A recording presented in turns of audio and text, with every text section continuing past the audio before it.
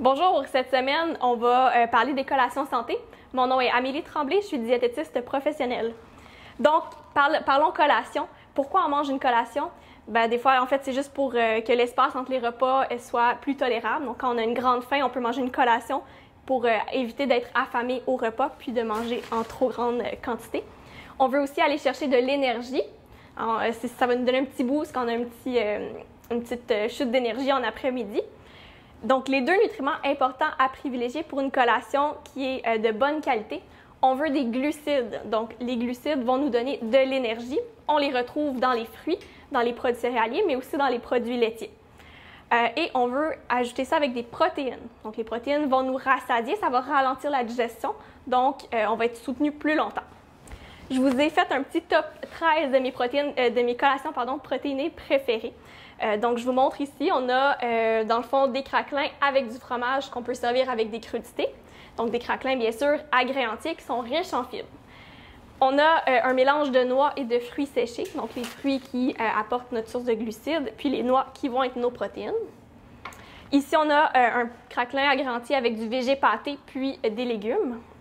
Le hummus, qui est quand même un populaire qu'on peut avoir avec des légumes ou encore là, un craquelin agréantier. Ici, on a fromage cottage avec des fruits et j'ai saupoudré de la graine de chia pour ajouter plus de fibres et plus de protéines.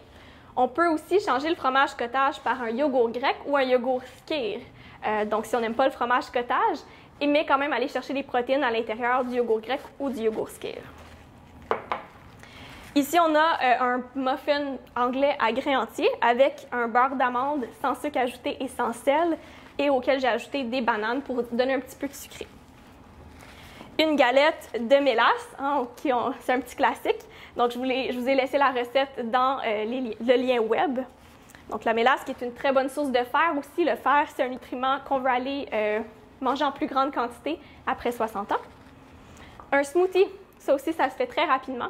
Donc, le seul truc pour le smoothie, c'est on ne veut pas juste mettre des glucides. Souvent, on a tendance à mettre des fruits et du jus de fruits. C'est trop sucré. Il manque une protéine. Donc, dans celui-ci, on a du beurre d'arachide pour nous soutenir, des dattes pour sucrer. J'ai ajouté du lait de soya, puis c'est ça. Donc, on fait juste tout moudre ça ensemble, puis ça donne un smoothie qui est soutenant. Ici, on a une version santé du gâteau au fromage. Donc, dans le fond, on a la chapelure avec du beurre pour que ça colle. Et c'est un fromage quark avec du yogourt skyr qu'on a mélangé avec un petit peu de sirop d'érable, puis on ajoute des fruits sur le dessus.